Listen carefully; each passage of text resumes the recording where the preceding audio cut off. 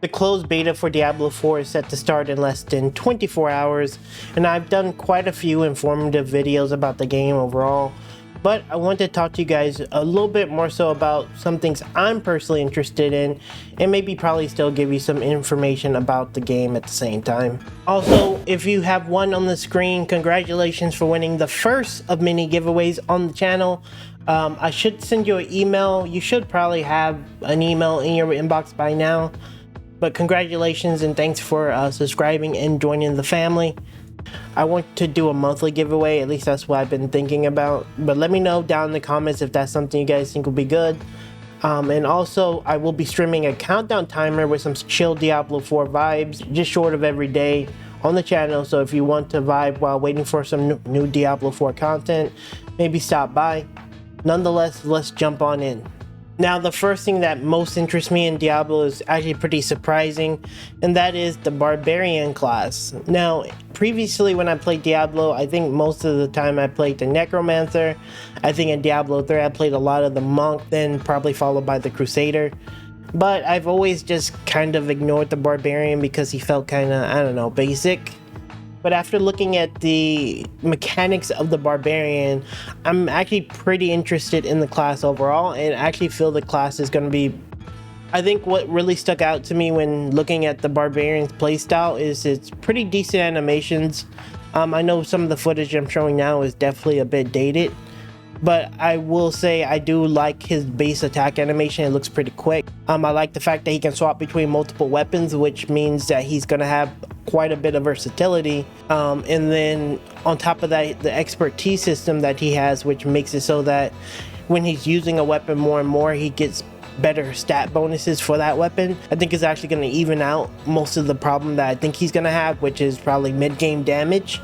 But with an expertise that's always going to give him that extra stat boost, I think it's going to make it a little bit neutral. And then once he transitioned to the end game, I feel like the Barbarians is probably going to be the strongest class.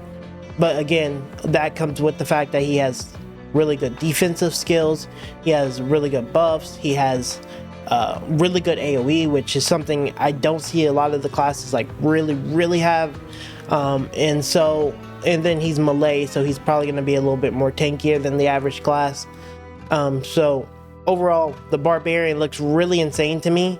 I like being able to farm multiple weapons and use multiple weapons. There's been too many times in this genre where I found like an axe that I don't use, or a one-hand weapon that I don't use because I'm a two-hander, or whatever the case may be, whatever the weapon was, and I was like, this is disappointing. Put it in the bank, never used it until the next league or whatever. And it just was like, what was the point of finding this awesome weapon? With that said, I know the class is going to be, again, a little bit lackluster in the mid-game because he's going to require multiple weapons to really shine compared to maybe a class that only uses one weapon. But for me, I know that once we get to the end game, and mid-game's not even that important, honestly, but once we get to the end game, I think he's really going to outperform the other classes. But that's just my personal prediction, but I am a little bit melee biased, so who knows. Now, one thing I'm actually pretty excited to see is the animations and the overall feel of the world, if that makes sense.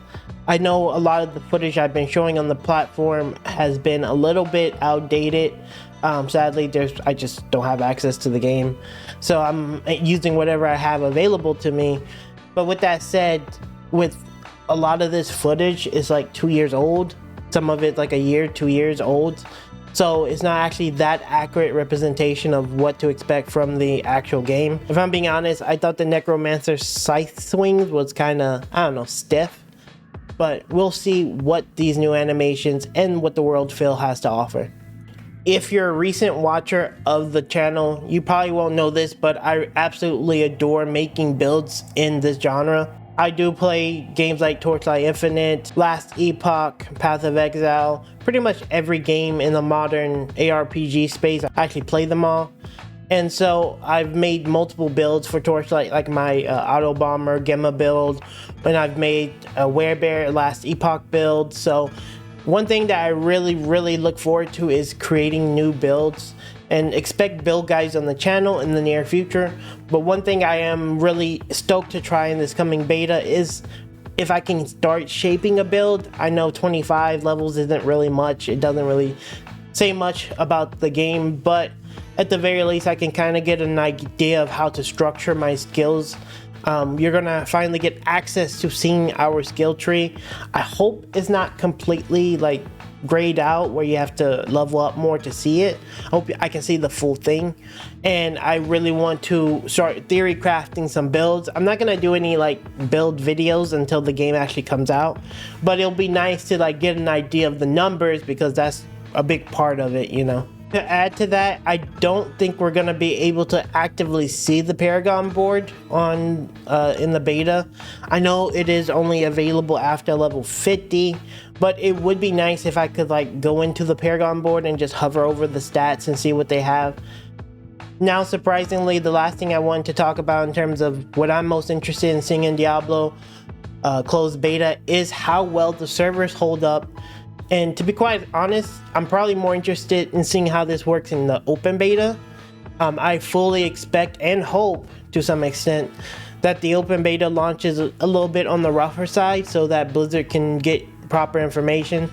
Now, I've had a lot of people say things like the closed beta and the open beta is going to be very telling of how the game is going to run, how the launch is going to run rather, and I don't really think that's true. I would like to hope that they actually learn how the server is going to perform in the open beta, since there is no monetary investment to get into it outside of just jumping in, and then they can prepare themselves for whenever the actual launch of the game actually happens. There you have it, guys. That is what I'm most interested in seeing in Diablo 4's open and closed beta.